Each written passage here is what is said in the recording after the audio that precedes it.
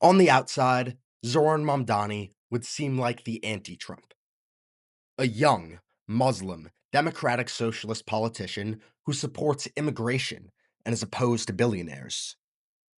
Yet, in a pleasant surprise, Zohran Mamdani and Donald Trump seemed almost friendly in their meeting this past Friday. A huge switch up from the rhetoric that each side threw at each other throughout the New York City mayoral election. But was it just for the cameras? Because Mamdani stands by his comments that Trump is a fascist.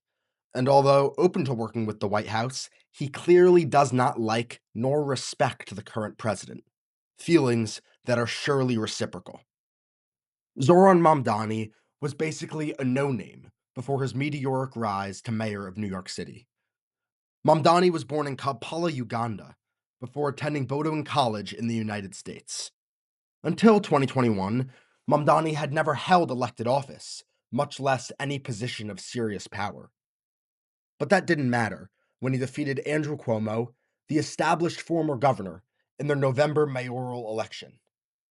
So, how does a 34-year-old Democratic socialist who had never risen higher than a state assemblyman go toe to toe with some of the most powerful figures in the New York political scene and win?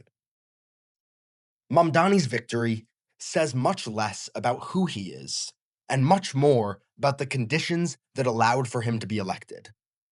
People tend to criticize his policies, saying that they're pipe dreams that can't be funded and will drive key players in the New York City economy out. While reasonable critiques, I think that they skirt around the real issue at hand. Zohran Mamdani is not the issue. It is the fact that the people of New York felt that they had to turn to a man like Zohran Mamdani that is much more telling.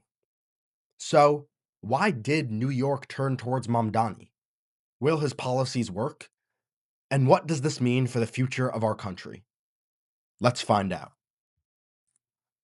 At his core, Mamdani is an outsider, a left wing populist who would have had no place in politics for much of the last century. But currently, New York is struggling. Rents are unbearable, food is unreasonably priced, and the job opportunities that once made New York special are drying up. In this climate, the people feel ignored by the establishment. That is why they turned to a democratic socialist politician with little experience. Because they want change. In a period such as the one we are living through now, rationality gets thrown out the window. How can a voter be rational if they don't trust the politicians who are intended to help them? Although Mamdani's plans are questionably funded and might cause harm to the city he is tasked with running, that is a risk that many New Yorkers are willing to take. After all, what do they have to lose? If the average New Yorker is experiencing a quality of life crisis, of course they are going to shun the establishment. As such, it is not Mamdani's chance of success that got him elected, but the failures of his establishment predecessors.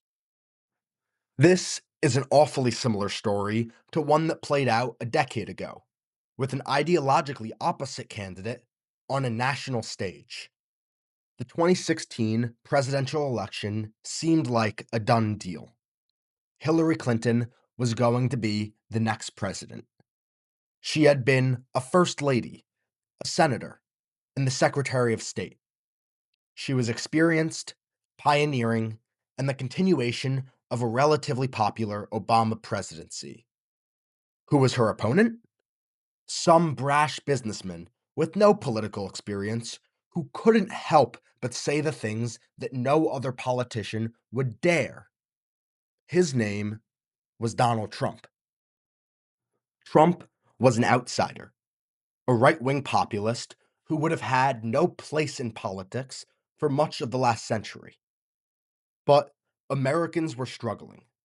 Prices were getting out of control, the average American's life was worsening, and the political elites in Washington were either oblivious or negligent to these problems. And in comes a man who, despite being a billionaire, feels like He's not one of them.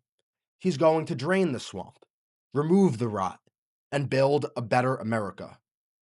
Whether or not he has succeeded is an extremely controversial issue. But Trump's popularity was not predicated on his success.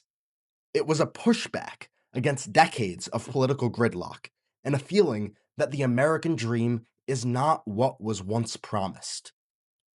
Donald Trump's election to the White House, not once, but twice, shows a serious underlying discontent among the American people. A discontent that is now showing in the heart of the nation's cultural and financial capital. Zohran Mamdani and Donald Trump are two sides of the same coin. They represent something greater than their individual policies. Change. The specifics of their campaign, no matter how unlikely or even crazy, frankly, don't matter because they are promising not to be like the swamp politicians that the people have grown to hate. We saw a glimpse of this when Zoran met Donald Trump in the White House this past week. There was some recognition that, although they seem like polar opposites who throw names at each other like radical communist and fascist autocrat, they are much more similar than anyone cares to admit. Mamdani and Trump are both movers, figures who are not beholden to the usual political norms that most politicians comply with.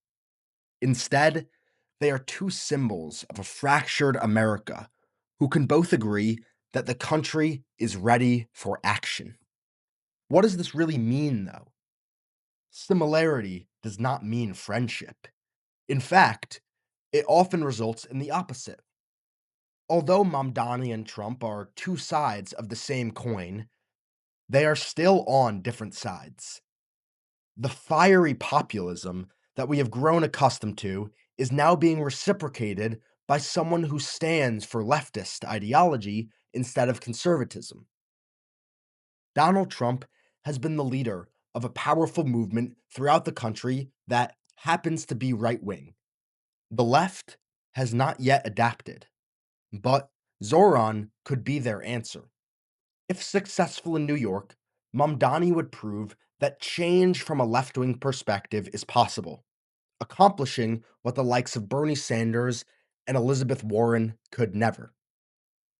If we rewind nearly 100 years to the same state that Mamdani is making his mark in, we would see a similar populist politician with crazy notions of helping the poorest citizens in New York. His name was Franklin Delano Roosevelt. Now, FDR and Zoran Mamdani are far from the same candidate and are running in different races. But one can't help but recognize that if left wing populism can prove successful in New York, it can spread across the country. But that is a big if. Beyond the reasonability of his specific policies, Mamdani will be met with opposition from the federal government at every turn. Trump has shown that he is not afraid to push the envelope when it comes to the legality or the precedent of his actions. Although the city of New York is not his direct domain, he has avenues via the National Guard and funding holds through which he can indirectly exert his control. For Trump, a socialist mayor finding success in the beating heart of the country would prove disastrous. It could mean the first real opposition to his own MAGA coalition, especially in a post Trump America.